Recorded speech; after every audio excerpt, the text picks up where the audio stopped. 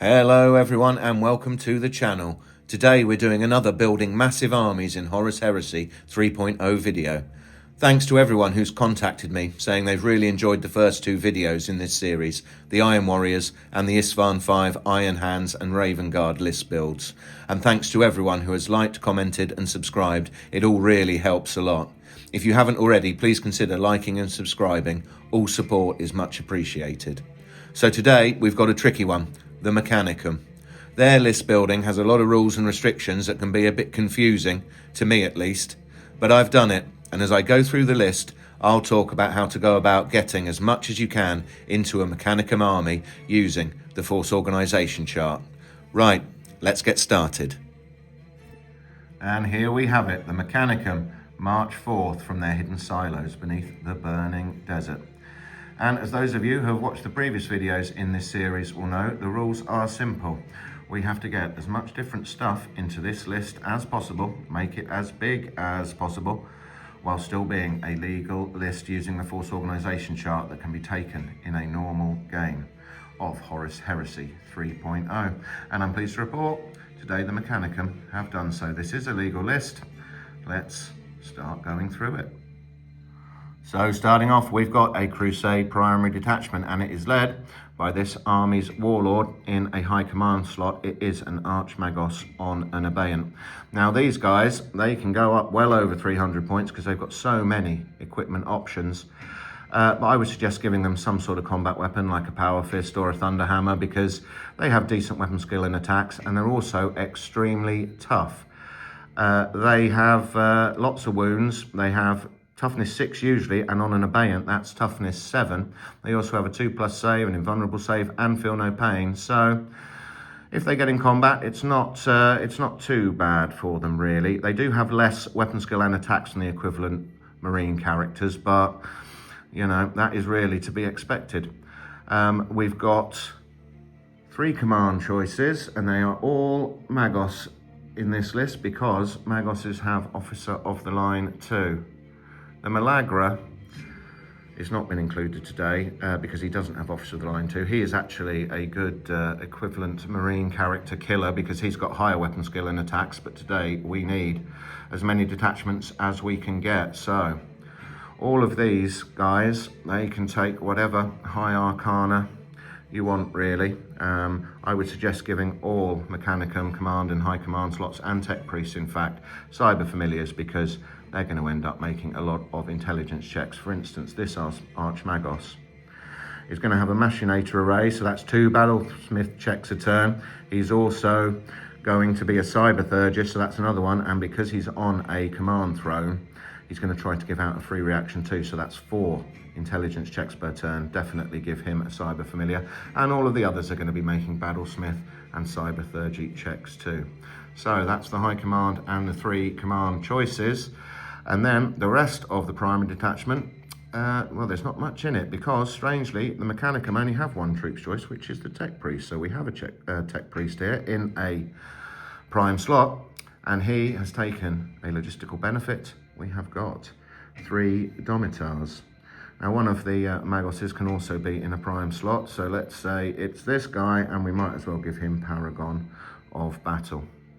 As I said, any of these guys can take whatever high techno arcana that you want, and today the Warlord has decided to be a macro tech and unlock a special Apex detachment. And the Apex detachment for the macro tech is the Iron Phalanx, which gives you plenty of tanks, and they're upgraded tanks as well. So we've got 3 Krios Venators here with their very, very scary pulsar fusel main gun. And they, because they're in this detachment, they all get +1 to their front and side armor. That gives them front armor 14, which is pretty good. They also get +2 hull points, and they would get more transport capacity if they were transports. These aren't, but still, that's very good. That makes them a lot tougher, and it allows you to get a lot of tanks quickly into your list. So 3 tanks there, and we've got 2 more in this detachment as well from the Legacies PDF. We've got the Macro Carrid, which is a very interesting vehicle, the sort of Mechanicum Land Raider equivalent. Now, it's already got armor 14, so it doesn't get that upgraded at all, but it does get +2 to its transport capacity, which is pretty handy, and it also gets +2 hull points, and it's the same for the final choice in the Iron Phalanx detachment, which is the Triaros armoured conveyor. That gives it a massive transport capacity and plenty of hull points as well. It's a very, very effective detachment. It's also worth noting, with all these tanks knocking around here, that the Macrotech's ability allows him to give a tank close by to him a 6+ invulnerable save, which is nice as well. Right, moving on to the first command choice in the Crusade primary detachment, we have got a Magos. He's got a power fist, and he has brought along 2 auxiliary detachments with him. The first one we've got is a Taghmata cohort. We've got 2 support slots that are filled with phalanx cohorts. So we've got 2 cohorts, a couple of multi-melters thrown in there, and some Praetorians. And the second detachment is armoured support. We have some more tanks. We've got 3 normal Krios tanks with their lightning cannons, which are actually very good as well. They won't have armour 14 like the ones in the Iron Phalanx though, but still, they're a good tank. They move very quickly as well, and they can fire snapshots when they do, so that's pretty handy. But this brings us on to one of the first issues with army building with the Mechanicum now. There are 2 more support slots available in the Taghmata cohort, and I have some Ad Secularis, and I also have some normal Castellax with Mauler bolt cannons, but they are not in this army today, because even though we've got these 2 slots spare, both of these Phalanx units, they are Reductor. And of course the Castellax are Cybernetica, the Ad Secularis Covenant are Lacrimatus, so they cannot go in the same detachment as these guys. So that is just an example of what makes the Mechanicum list a bit tricky sometimes. Moving on to the second command choice, we have got another Magos, and this chap is going to be Cybernetica because he has brought 2 auxiliary detachments that are both Cybernetica. We have got a shock assault detachment here, which has got 2 Castellax destructor cohorts, the first with dark fire cannon and the second with multi-melters and flamers and power blades.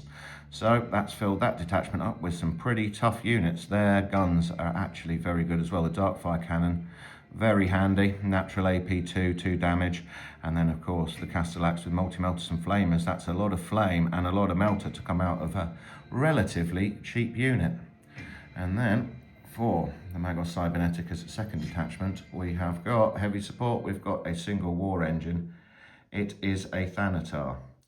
Now, once again, it's a bit tricky for the Mechanicum because I've actually got 3 more Thanatars, but much like the Dreadnoughts in the Legiones Astartes, you only get 1 per detachment, and that makes it pretty tricky to fit them in.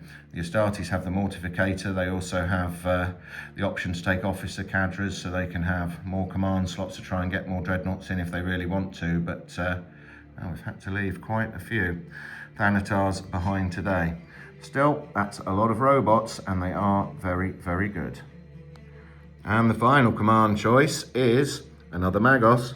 He, for our purposes today, is going to be a Myrmidax, and he has brought along 2 auxiliary detachments. Now, this is something you can do with the Mechanicum because they have an auxiliary detachment called an Apprentice cadre, which effectively is just tech priests.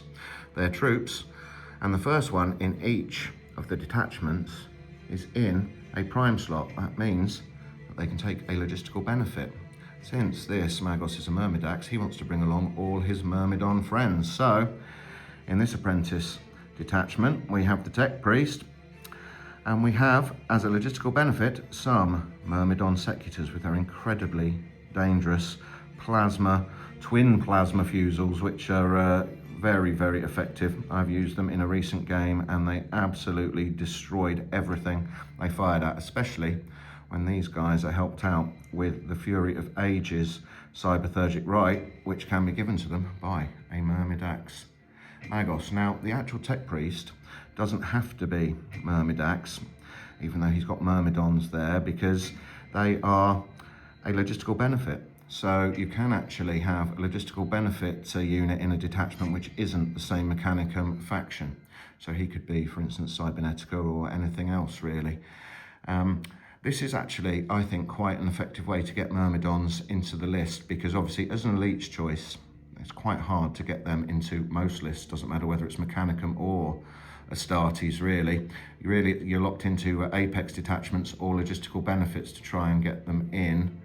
Some of the legions have some unique detachments that can get them, but usually it's pretty tricky. So by taking a single tech priest as an apprentice, you can get a logistical benefit there. And he's done it again as well, because we've got over here a second apprentice detachment with a tech priest, and he's taking a logistical benefit, which is the Myrmidon Destructors. So we've got our own little Myrmidon cult going on here, thanks to the strange way that the Mechanicum work. So as I say, tech priests are the only troops choice.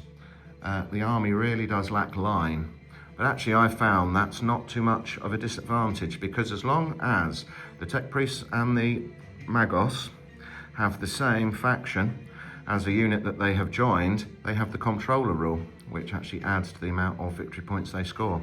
I've personally found that very effective. So that is the Crusade primary detachment, and so far we have had the 6 auxiliaries, but we do have, as I'm sure you've noticed, some other things in this list, which we will now get onto. We have got an allied detachment from the Titan Legions. We have got a lot of Secretari, led by a prime. It's an allied detachment, as I say, and because he is in a prime slot, they have brought along their own Triaros as a transport. We have got, as troops, 2 units of normal Secretari with their electric prodders and their shields.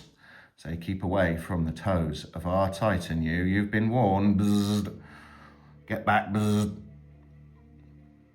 I think they might actually lack quite a lot of tactical merit, if I'm honest, but they certainly look very cool and are a very fluffy and entertaining choice. And then we have 2 more squads of Secretari as well. They are what used to be called the Peltas, so they have guns instead of their electric prodders and shields. And actually, I quite like using these guys as allies for Mechanicum, because there's something missing from the Mechanicum list, I've always thought. If you read the stories of the Horus Heresy, it always says that the soldiers of the Mechanicum are the Scutari. And despite having so many editions of the game now, we have not had any Scutari in Horus Heresy. So I do like to use the Secretari Peltas rule as Scutari, which is easy to do because they can take a Triaros. They fit in very well in a normal Mechanicum army. And actually they're very good because their guns have 3 shots and they have Rending 5 up and Shred 5 up. If you field a squad of 20 of them and they come pouring out and fire at something, they will quite often put 20 damage 2 wounds on something. I mean, the AP is useless against Astartes, but if you make Terminators take 20 saves and then when you do the wound rolls you get another few, these guys can actually really do a lot of damage to elite Astartes units. They can gun them down. I've seen it done. And then when the Astartes want their revenge, their guns are assault weapons as well, so you have to deal with volley fire. So all in all, a very effective unit in my opinion. I think a lot of people have missed exactly just how good they are. But right, these guys are here today for a reason. They're here to guard something, and I think you probably can tell what that is. So in the Lord of War detachment, we have got the Reaver Battle Titan, weighing in with his Majoris crew, because if you're going to take one of these, you want to give them a good ballistic skill so they can actually hit the target. He is 1,700 points. He's got a Gatling blaster, a laser blaster, and of course the big missile launcher on top. Really like this guy. The Reaver's my favourite Titan. See, I think the Warhounds are a little small and fragile. I think the bigger ones are just very, very difficult to use in a game and to fit into a list, frankly. But the Reaver is 1,700 points, which means he just about fits into this list, because the total for this Mechanicum army is 7,000 points. Now, as I say, it's a bit trickier with the Mechanicum to fit some things in. As I mentioned earlier, we have some Castellax that could not fit into this list. We had some Thanatars and also some Vorax, because it is a little bit tricky with the different Mechanicum factions within the Mechanicum army list. So you do have to be aware, but still, 7,000 points with a Reaver Titan. The limit for Lord of War would be 1,750. So as I say, he just sneaks in. And I always think he looks pretty good with these guys as well. So what do we think of the Mechanicum overall? Well, they don't actually have a reaction, unlike all of the other factions. They don't have gambits, except a couple of the high Techno Arcana guys can have their own reactions, but generally there is no army-wide one. They also don't get Master of the Legion or any equivalents, which most, if not all, of the other armies get, I think. So they're always going to be a reaction point down, or usually. Most people are going to take a high command with Master of the Legion, or whatever it's called for the Solar Auxilia, or the Imperialis Militia as well. So, but they can take the command throne, which does help with that a little bit. I think they're a pretty strong army. I don't think they're as strong as they were in first edition Horus Heresy, which I think most people would agree is probably quite a good thing, actually. I think they're probably about as strong as they were in second edition. Their units are very, very tough. And with Cybernetica and Battlesmith, you can really keep them going, you can upgrade them. They're a good army. I do really, really like them. And I hope you have liked going through this list as well and having a look at them.